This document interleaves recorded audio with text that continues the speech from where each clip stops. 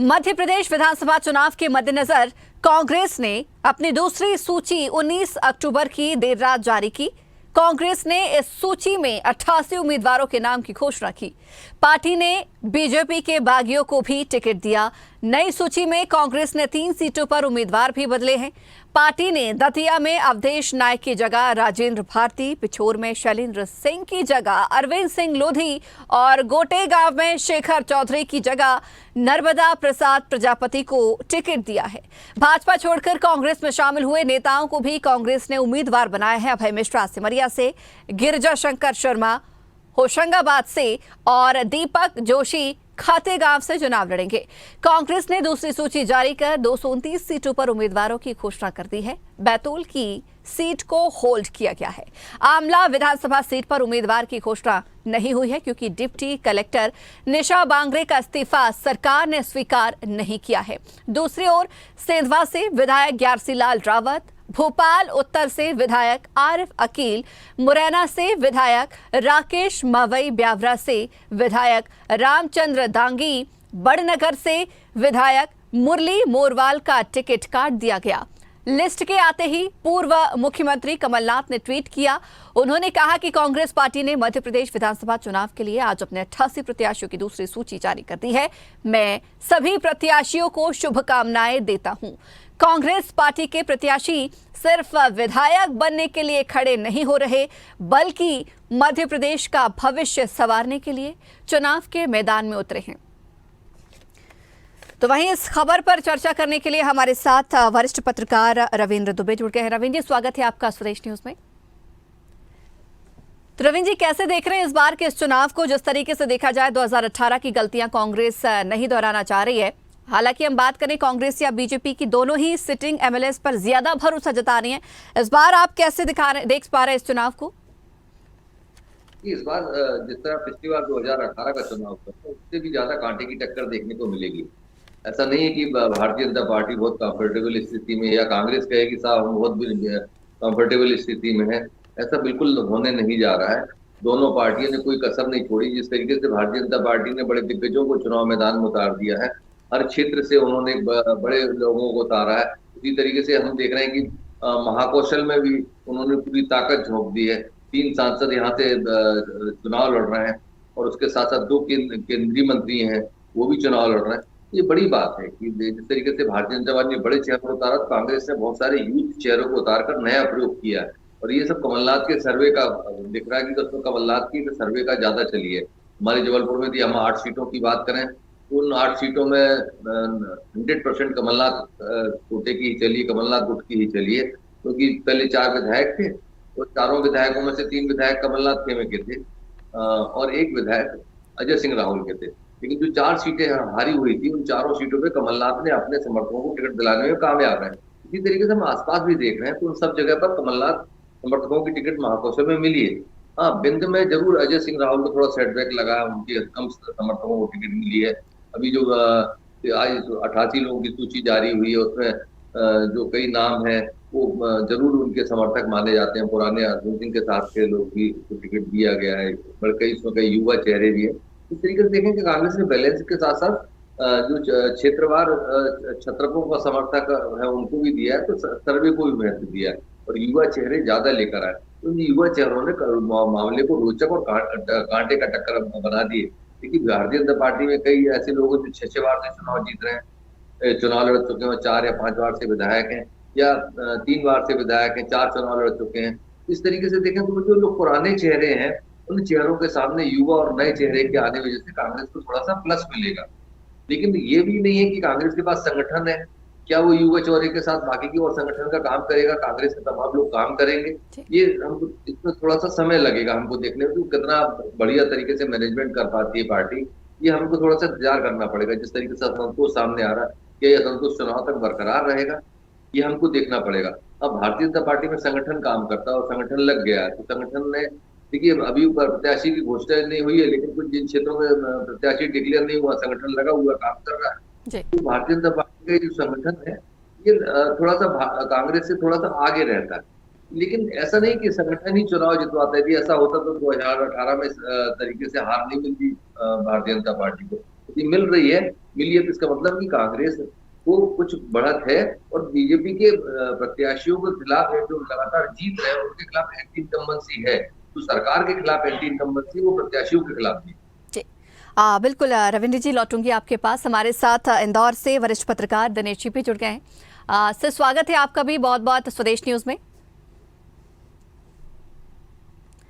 दिनेश सोलंकी जी आपसे जानना चाहूंगी, जिस तरीके से इस बार का जो चुनाव है बेहद ही दोनों ही पार्टियों के लिए कांटे का टक्कर साबित हो रहा है। कांग्रेस की दूसरी सूची आ गई है और इसी सूची के साथ कांग्रेस ने बीजेपी को पछाड़ भी दिया, यानी कि 229 सीटों पर अपने उम्मीदवार घोषित भी कर दिए हैं। इंदौर पर सबकी निगाहें हैं क्योंकि इंदौर क्रमांक 1 चर्चा का विषय बनी हुई है। कैसे देख पा रहे हैं आप इस चुनाव को? मुझे लगता है बहुत ज्यादा ही कांटेदार टक्कर होगी और अभी देखने में मजेदार ये आएगा कि इन वक्त पे कुछ निर्दलीय के मैदान, खासकर जैसे महू की सीट अभी डिक्लेयर हुई है, उसमें रामकृष्ण शुक्ल कांग्रेस से जैसे ही डिक्लेयर हुए हैं, दरबार विरोधी लोगों ने मैदान पकड़ लिया है और कल वो रैली भी कर रहे हैं। तो ऐसा लग रहा है कि दरबार भी निर्दलीय उतर जाएंगे मैदान में। तो ऐसा कई जगह पे हो रहा है। असंतुष्टों की बाढ़ आ रही है, दोनों दलों में आ रही है, मानते हैं, लेकिन कांग्रेस में जोश इसलिए ज्यादा है कि युवाओं को अच्छा प्रतिनिधित्व मिल रहा है और लेके के बीजेपी में वही चेहरे ज्यादातर रिपीट हो गए हैं जिनको लेके बीजेपी बार बार बोलती थी कि हम नए युवाओं को सामने लाएंगे या पुराने लोग मौका नहीं देंगे, बार बार जो चुनाव लड़ रहे हैं। लेकिन ऐसा तो उनकी लिस्ट से पता नहीं चल रहा है। लिस्ट से यही हो रहा है कि जो है सो है, सामने आ गई है, कोई नयापन नहीं है। नयापन तो कांग्रेस में नजर आ रहा है, तो उसका फायदा भी कांग्रेस को मिलेगा।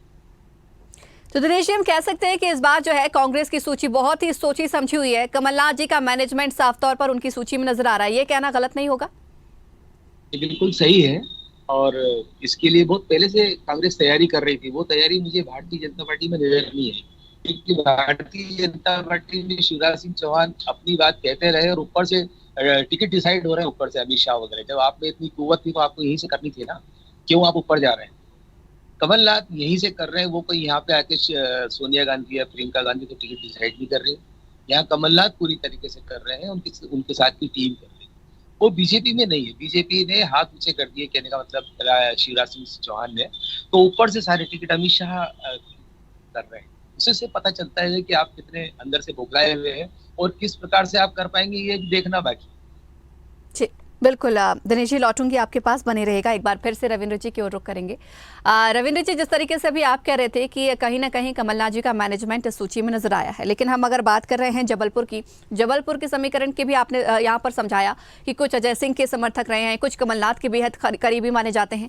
लेकिन अगर हम दोनों ही दलों की बात कर रहे हैं तो कितना कांटे की टक्कर जबलपुर में भी नजर आ रही है और कांग्रेस के समीकरण फिलहाल क्या कह रहे हैं? कहीं ना कहीं 2018 की चीजें दोबारा तो नहीं होंगी, क्या ये कांग्रेस दावा कर पा रही है? या अगर हम जनता के बीच की भी मन की राय जानने की कोशिश करें तो दबी जुबान से क्या कुछ कहने को मिल रहा है बीजेपी में? क्योंकि जिस तरीके से आप कह रहे हैं इनकम बहस ही ज्यादा हो रही है, तो कांग्रेस फिलहाल क्या कुछ मजबूती की स्थिति में है वहां पर? देखिए, एक या दो सीटों पर छोड़ दें तो कांग्रेस में ऐसा कोई बहुत असंतोष नहीं है जी। असंतोष की वजह है कि देखिए, जिस तरीके से हमारे यहाँ 4 विधायक पहले से थे, तो 2 सिटिंग एमएलए पिछले 5 साल से लगातार काम कर रहे हैं और उनके लिए टिकट के कोई दावे, वो ऐसी संकट नहीं था कि साहब उनके परिवर्तन की बात हो रही थी। हाँ, विनय सक्सेना के खिलाफ जरूर कुछ पार्षद लगे हुए थे, लेकिन टिकट डिक्लेयर होने के बाद अब विनय सक्सेना भी उनके पास जाकर मिला है कि अब टिकट डिक्लेयर हो गई, आइए आप मिलकर काम करते हैं। ये बात पिछले 3 दिनों से लगातार विनय सक्सेना उन क्षेत्रों में जा रहे हैं। लगन मेमोरिया बहुत सीनियर है, तरुण भनोत बहुत कैंडिडेट है, संजय यादव वजनदार कैंडिडेट, उनके सामने कोई ऐसी रायवरी है नहीं कि कांग्रेस से कोई बगावत हो या असंतोष हो।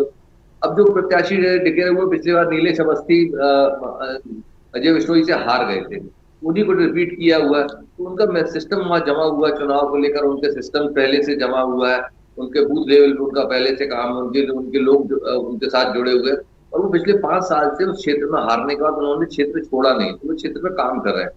अब रहा सवाल, 2 सीटें ऐसी हैं जहां कांग्रेस ने नया कैंडिडेट दिया। एक हमारे यहाँ से हो रहा है, जो आदिवासी सीट है, वहां से एकता ठाकुर को दिया, वो युवा चेहरा, उन्होंने जिला पंचायत सदस्य का चुनाव लड़ा था, वो युवा पंचायत जिला पंचायत का अध्यक्ष चुनाव की दावेदार थी। जिला पंचायत सदस्य में उन्होंने बड़े मार्जिन से जीत है और जिस तरीके से उनकी वाक पटुता है, जिस तरीके से वो पढ़े लिखे वर्ग से उनमें है, स्टूडेंट पॉलिटिक्स से वो आगे आई हैं, एनएसयूआई की रही है, उसके बाद कांग्रेस में सक्रिय, इसलिए उनका दबंग चेहरा भी दबंगता के साथ लिया जा रहा है कि साहब वो एक नया चेहरा है। और वहां पर जो बीजेपी की 2 बार की कैंडिडेट 3 बार से जीत रही है, उन्हें कड़ी टक्कर दे सकती है।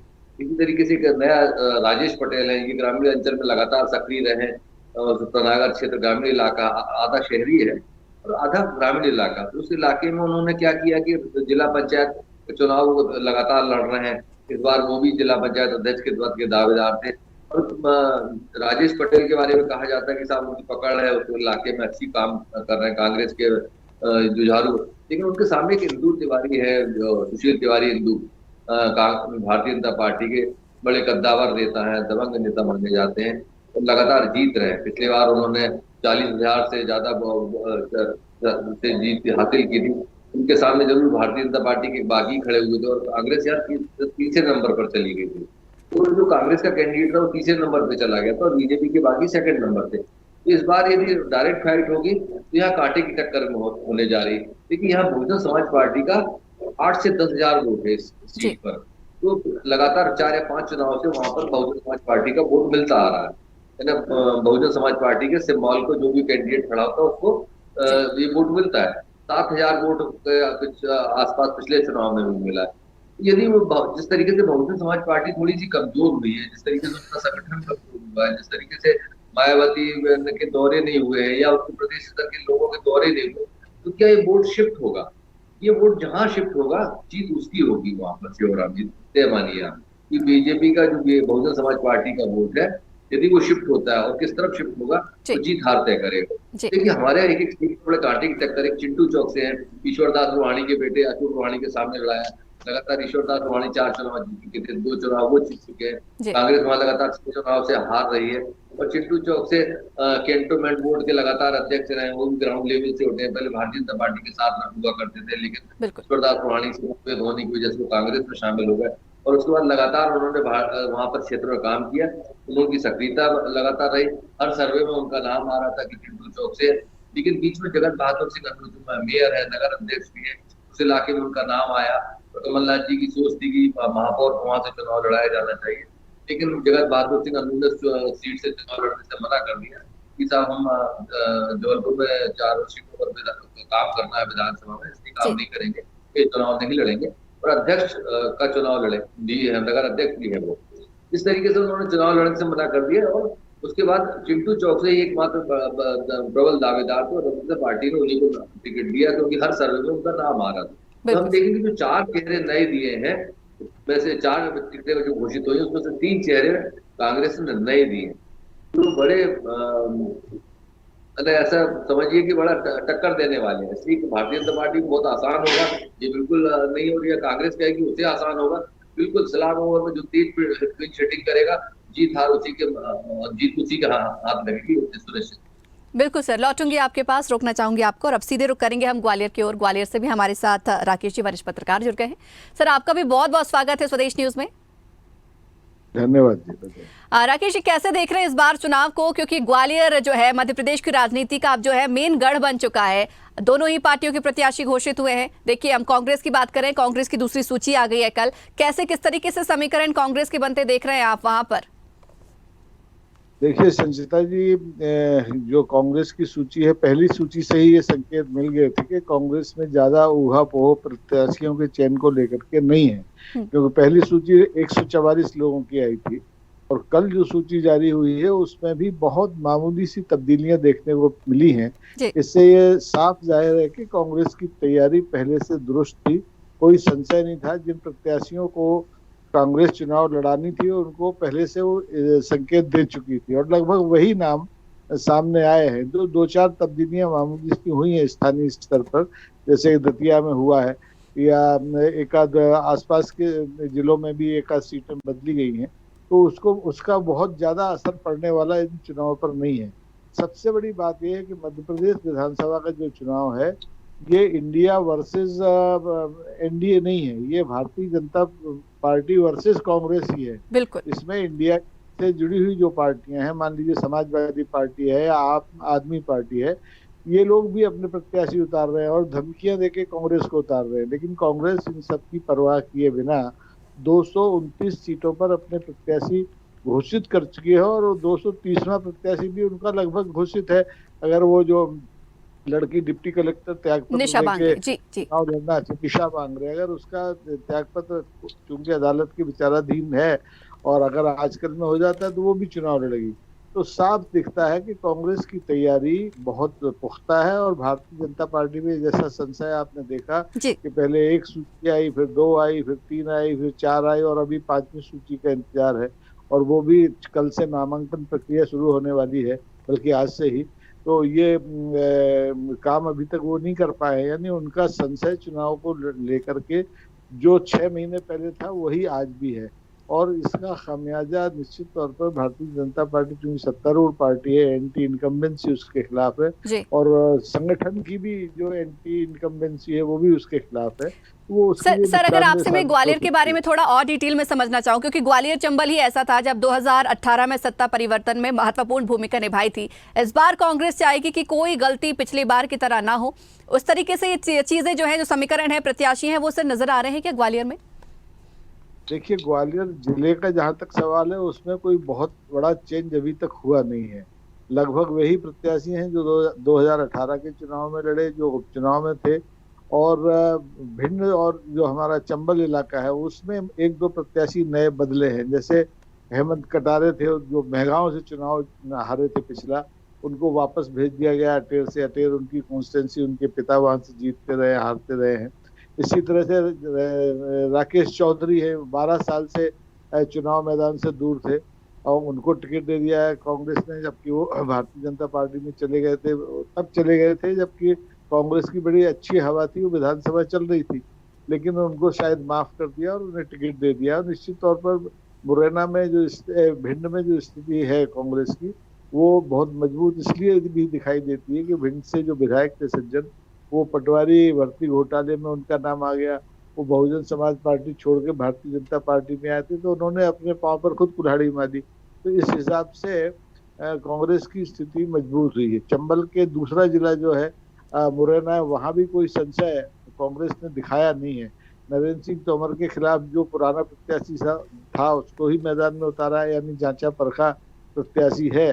और इसके मुझे बिल्कुल ऐसा लगता है कि जो रविंद्र तोमर जो भी वहां आए हैं, उनके आने से नरेंद्र तोमर की मुश्किलें और बढ़ जाएंगी, क्योंकि सजातीय प्रत्याशी है और सजातीय प्रत्याशी होने के साथ साथ स्थानीय प्रत्याशी है। नरेंद्र तोमर तो यहाँ से ग्वालियर से पहुंचे हैं वहाँ, तो बहुत रोचक मुकाबले होने वाले हैं इस बार ग्वालियर चंबल में। जो परिणाम पिछले चुनाव में और उपचुनाव में आए थे उससे बेहतर शायद आपको देखने को मिले। जी, एक अंतिम सवाल मैं दिनेश जी से भी लेना चाहूंगी। दिनेश जी, देखिए पिछली बार जो है कांग्रेस ने जो सूची जारी की थी, पहली सूची, उसमें 2 सीटों को होल्ड किया गया था। कहीं ना कहीं देखा जाए उसमें स्थिति स्पष्ट नहीं हो पा रही थी, लेकिन अब वो 2 प्रत्याशी भी चुनावी मैदान में उतर चुके हैं। लेकिन सभी की निगाहें इंदौर क्रमांक 1 पर ज्यादा जा रही है। हम कह सकते हैं कि यही सीट है, अगर या तो कांग्रेस को ले जाएगी, ऊपर ले जाएगी, या फिर कहीं ना कहीं कांग्रेस को बैकफुट पर ले आएगी, क्योंकि दोनों ही प्रत्याशी जो हैं, अभी कांग्रेस की बात करें, कांग्रेस के वहां पर विधायक हैं, कैलाश विजयवर्गीय को दोबारा से लेकर आए गए हैं। वहां पर अभी तक वो चुनाव नहीं लड़ रहे थे, बेटे के लिए उम्मीद लगा रहे थे, लेकिन उन्हें मैदान में उतार दिया गया है। तो हम कह सकते हैं ये सीट ही कांग्रेस के लिए कहीं ना कहीं चुनौती हो सकती है, या बीजेपी के लिए? कांग्रेस के लिए डेफिनेटली ये चुनौती होगी, क्योंकि कैलाश जी का चुनाव मैं महू में देख चुका हूँ। जी, जब वो पहली बार लड़ रहे थे मुझे लग रहा था अंतर सिंह दरबार क्लियर कट जीत जाएंगे, लेकिन क्योंकि बाहरी पैराशूट के हिसाब से उतर के आए थे वो महू, और इन वक्त पर आए थे कि लोग दरबार को उस समय काफी चाह रहे थे, और दरबार पिछले 2 चुनाव हार चुका था, 1 चुनाव हार चुके थे, तो उन्हें लग रहा था कि कैलाश विजयवर्गीय को वो आसानी से हरा देंगे। मगर धीरे धीरे मैंने जो उनका मैनेजमेंट देखा कि काफी लोग हैं तो पता भी नहीं चलता है, तो लोगों के चले जाते, काफी तरीके से स्टाइल से बातें कर लेते हैं। कैलाश जी पहले से उठा के विकास का एजेंडा सामने ले आते हैं। तो कुल मिला के कैलाश जी को चुनाव लड़ना आता है, इसमें मैं इसलिए मान सकता हूँ कि जब वो दूसरी बार चुनाव लड़ रहे थे मई से, तब उनकी फिर हार निश्चित नजर आ रही, और उन्होंने एड़ी से चोटी तक का जोर लगाने के बाद, मतलब इतना विकास करने के बाद वो आखिर में 10,000 तक जीते, लेकिन जीत के जरूर दिखाया उन्होंने। उस बार भी दरबार लोगों से ही कहते रहे कि मेरा आखिरी चुनाव है। तो कैलाश के बारे में मैं कह सकता हूँ कि उनका मैनेजमेंट बहुत अच्छा है, और वो हालांकि जो सामने शुक्ला जी है उनका भी हक बनता है कि वो जीते इस बार, लेकिन उनके साथ भावनाएं काम करेंगी, मगर कैलाश जी अगर मैनेजमेंट हावी हो जाएगा तब कैलाश। बिल्कुल सर। राकेश जी, दिनेश जी, रविंद्र जी, आप तीनों का बहुत बहुत शुक्रिया हमारे साथ जुड़ने के लिए और चर्चा करने के लिए। तो आज हम बात कर रहे हैं कांग्रेस की दूसरी सूची की। कांग्रेस ने जिस तरीके से दूसरी सूची जारी की है, पहले 144 नामों का ऐलान किया था और उसके बाद अब 88 लिस्ट, यहाँ पर 88 लोगों की लिस्ट जारी की। 88 इसलिए क्योंकि 3 नामों को विरोध के चलते बदलना पड़ा है। अब तक कांग्रेस की बात करें तो 229 सीटों पर अपने प्रत्याशी मैदान में उतार चुके हैं। एक सीट को बचा कर रखा है डिप्टी कलेक्टर निशा बांगरे के लिए। हालांकि देखने वाली बात होगी कि जिस तरीके से कांग्रेस ने अब बीजेपी को पछाड़ा है, बीजेपी आने वाले समय में अपनी लिस्ट से कितना चौंका पाती है, तो देखने वाली बात होगी। बने रहिए स्वदेश न्यूज के साथ, सबसे पहले देश। अगर आपको हमारा वीडियो पसंद आया तो लाइक, शेयर, कमेंट, सब्सक्राइब करें, बेल आइकन का बटन दबाएं। हमारी वेबसाइट swedeshlive.com पर जाना ना भूलें।